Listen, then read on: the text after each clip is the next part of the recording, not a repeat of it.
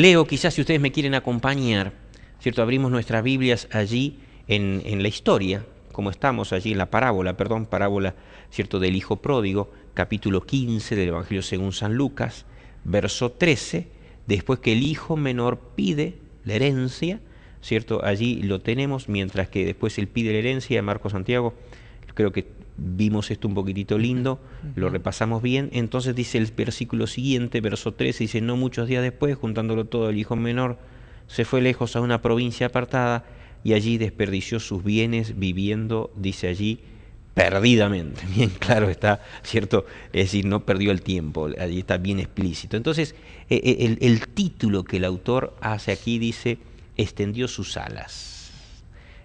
No sé si han escuchado esa frase. Bueno, ya le crecieron las plumas y comenzó a volar. Algo duro para un padre, que el hijo se vaya de la casa, digamos así, como con un desafío, ¿no? Es decir, cuando ustedes, una cosa es irse de la casa con la aprobación. Exacto. Esto sería, ¿cómo podríamos mencionarlo? Es decir, con la desaprobación y también con el desafío. Acá el autor presenta, si ustedes me acompañan, el día lunes, dice: imagínate el padre mientras veía que a su arrogante hijo juntar las cosas. ¿Por qué creen, cierto, que aquí el autor presenta, dice, la arrogancia? ¿Por qué se presenta al hijo menor con arrogancia? ¿Qué les parece? Y quizás porque el hijo menor, el hijo pródigo, ¿no? Como lo Sí. llama la lección, quería tener derecho de hacer lo que estaba haciendo. Ajá. Quería tener derecho de que el padre le dé ese permiso a él que él obviamente solicitaba. Es interesante notar cómo la lección nos invita a imaginarnos, ¿no? Tal vez el padre le preguntó al hijo: ¿y a dónde vas a ir? Como Sí. todo padre, quizás en una preocupación natural, pregunta: ¿y a dónde vas a ir? Quizás lo reconvino diciéndole: mirá, lo que estás haciendo no es lo mejor. Sí. Mirá, las cosas no salen bien cuando uno las hace de esta manera. Pero el hijo se fue. Yo creo que, respondiendo a tu pregunta, el hijo quizás creía que él tenía el derecho, la autoridad de irse como hijo. Y es más, hasta con los bienes del padre. Yo también lo veo un poquitito, quizás, Marcos, en el sentido de que la arrogancia, en el sentido, él cree encontrar afuera algo mejor que lo que el padre le estaba dando, ¿no? Podríamos decir otro enfoque también. Es decir, quería enseñarle al padre que él afuera podía ser más feliz Que que era estando dentro. dentro, ¿no? ¿Cuántas veces nosotros le decimos a Dios eso, ¿no? Tomamos caminos apartados como diciendo: Dios, yo sé lo que es mejor para mí. Y creo que en cierto sentido puede decir la arrogante, el desafío al padre, decir: mira, yo afuera la hago mejor. Qué tremendo, ¿no? Qué triste. Totalmente. Sobre todo, es decir, yéndose en contra de todas las restricciones, las prohibiciones que el padre le pone. ¿Y cuántas veces los jóvenes que se apartan incluso de la iglesia o de los caminos de Dios dicen que lo hacen? ¿Por qué? Porque ven que solamente es una sumatoria de nos, de prohibiciones, Ajá. de una disciplina que no les agrada. Y sin embargo, si bien este hijo piensa exactamente esto de su padre, vemos en la historia, en los siguientes versículos, Ajá. que muy pronto no tarda en darse cuenta de lo equivocado que estaba. Porque inclusive, aunque el padre le ha dado todos sus bienes, apartado de Dios, no tiene la capacidad para administrarlos de manera correcta. Dice por eso que sus bienes los gastó todo viviendo perdidamente.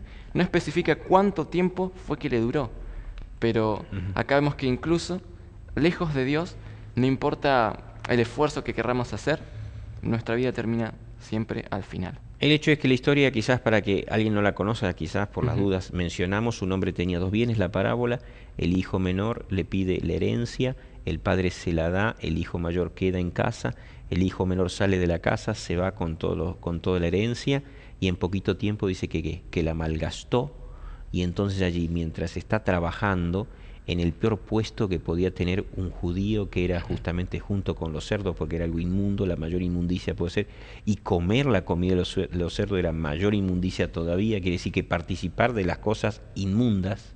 Entonces allí dice, se acuerda que mejor estaba con el padre, vuelve, y aquí el milagro, ¿no? El padre lo acepta y hace fiesta. Eso es todo, ¿cierto? La parábola, y el hijo mayor queda así impresionado. ¿Qué pasa, padre? ¿Cómo actúas si tú verdaderamente tendrías que estar castigándolo, ¿cierto? O haciéndole que merezca, o sea, haciéndole que pase lo que merece, sin embargo tú le haces una fiesta.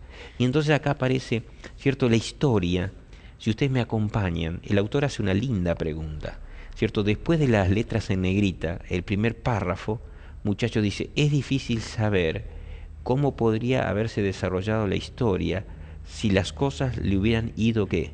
Bien al hijo pródigo.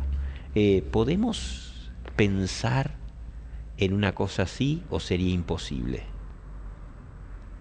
Yo creo que sería imposible, Ujú. porque el Tenés que tema tener de- fundamentos. Claro, yo creo que la Biblia entera hace referencia a que el ser humano, desde el Génesis en adelante, sale de las manos de Dios Ujú. y el ser humano quiere irse. Sí. Y a lo largo de toda la Biblia vemos las invitaciones una y otra vez de Dios de vuelve, oh Ajá. hijo mío, oh Ajá. hijo mío, si me dieras tu corazón, si te tornares a mí, yo me tornaré a vosotros. Dios siempre le habla a su pueblo como para que vuelva, Ajá. diciéndole que y afirmándole que lejos de él no va a encontrar otra solución que la muerte, Ajá. porque Dios es vida y al alejarse el ser humano vive perdidamente. Amén por ello. Hasta que el ser humano no vuelva a las manos de Dios otra vez, Ujú. va a seguir en el proceso que está hoy en día buscando la paz o viviendo perdidamente como justamente vive el hijo pródigo. Entonces yo creo que es imposible concebir una idea de que lejos de Dios las cosas pueden resultar siempre bien. Ya, sí. Quizás Ujú. por un momento, porque mientras él tuvo el dinero, lo malgastó. Y ese proceso de malgastar el dinero quizás para él habrá parecido lo mejor. Pero la Biblia nos afirma que no todo, lejos de Dios, siempre El tiene un fin, buen fin. el fin es resultado de muerte, ¿no? Sí. Exactamente. Así es. Especialmente las personas pueden incluso llegar a creer por un momento que pueden estar mejor lejos de Dios.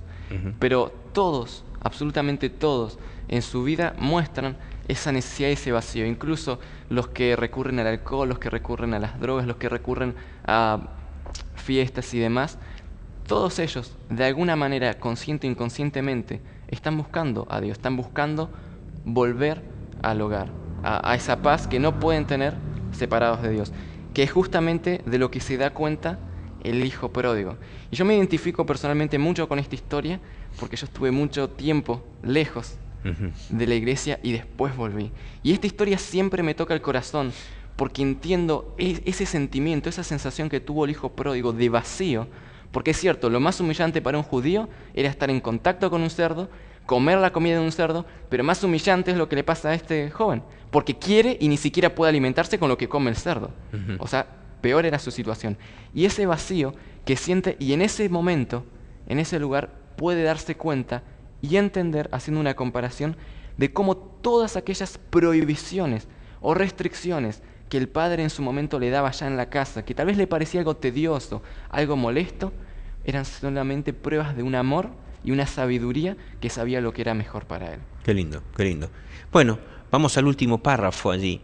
Menciona el autor, dice, no hay duda, estoy hablando justamente del día lunes, dice, no hay duda de que las tristes circunstancias en las que se encontró le produjeron un cambio de actitud que no hubiera ocurrido de otro modo. Los textos muestran un sentido de verdadera humildad y comprensión de que pecó tanto contra su padre como contra Dios. Tremendo. Qué Impresionante, bárbaro, ¿no? Que impresionante. tengamos que nosotros chocarnos, quemarnos, como el joven, ¿cierto? Como el hijo pródigo, perdón, para entonces darnos cuenta, ¿no? Qué triste la situación del ser humano, pero la situación del hijo pródigo encierra la situación de cada uno de nosotros, ¿no?